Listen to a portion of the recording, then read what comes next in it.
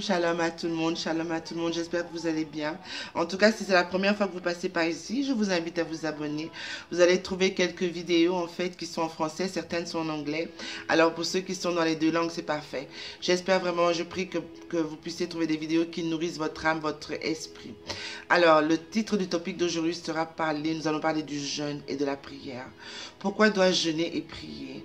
Comment se fait-il que dans la Bible, je retrouve en fait 15 passages qui parlent du jeûne et de la prière. Vous savez, c'est la fin de l'année. Le diable a un agenda bien précis, il doit prendre le plus d'âmes avec lui et ça, c'est la fin du comptage.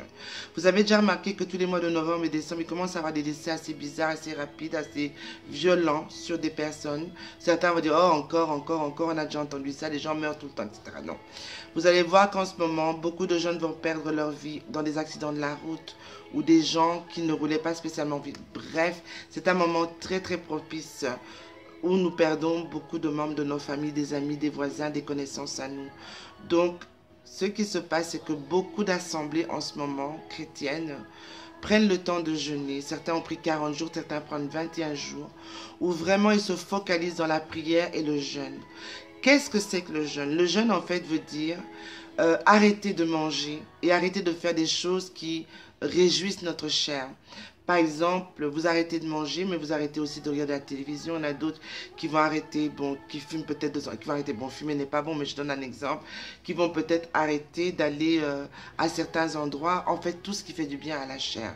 Vous allez vous priver de tout ça et vous allez vous focaliser sur vous approchez beaucoup plus près de Dieu, en fait, dans la prière. Quand vous jeûnez, en fait, vous devez savoir qu'il y a des gens qui vont prendre le jeûne, par exemple, de Daniel, qui est de 21 jours. C'est de 6 h du matin à 18 h. Et après 18 h, vous pouvez manger, mais juste des fruits et des légumes. Vous ne mangez pas de pain, vous ne mangez pas de viande, vous ne mangez pas les laitages, vous ne mangez pas tout ce qui est à côté. C'est vraiment juste des fruits et des légumes pendant 21 jours. Pendant toute la journée, vous allez prendre le temps de prier et de jeûner. Vous allez prendre des moments d'adoration et de louange.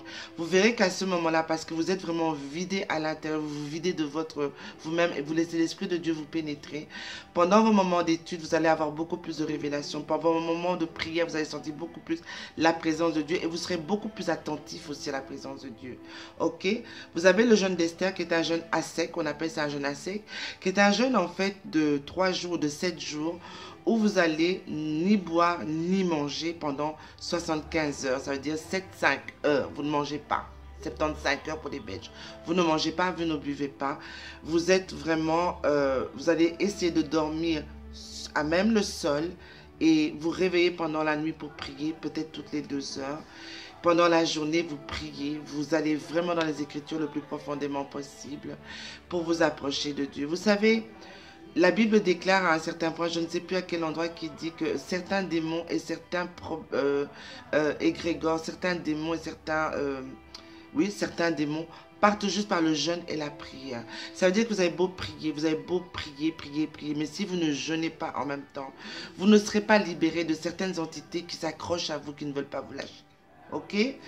Alors, on a le jeûne de 40 jours, celui que le maître a fait. Moïse l'a fait aussi, me semble-t-il. Mais celui que le maître a fait, alors là, c'est un jeûne. Je n'ai jamais essayé. Voilà, 40 jours, ni boire, ni manger. Pendant 40 jours. Ça, c'est vraiment une grâce spéciale de Dieu de pouvoir faire ce jeûne, qui est très puissant. Bon, moi, j'ai jamais essayé, je vous le dis honnêtement.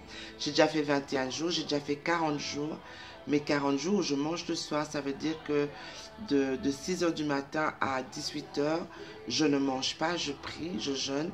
Et seulement après ça, je mange. Et vous avez le droit de manger jusqu'à minuit, je pense. Mais encore une fois, il ne faut pas exagérer. Vous devez manger assez léger. C'est des moments de privation, en fait, où vous laissez vraiment votre enveloppe charnelle le plus vite possible pour que la nourriture spirituelle prenne place, ok? Alors, tout cela pour vous rappeler quoi? Pour vous rappeler tout simplement que dans votre marche avec Dieu, dans votre marche avec Jésus, vous devez savoir que le jeûne est très important. Vous ne pouvez pas être chrétien et ne pas aimer jeûner. Vous ne pouvez pas être chrétien et ne pas supporter jeûner. Il y a un problème, ce n'est pas normal.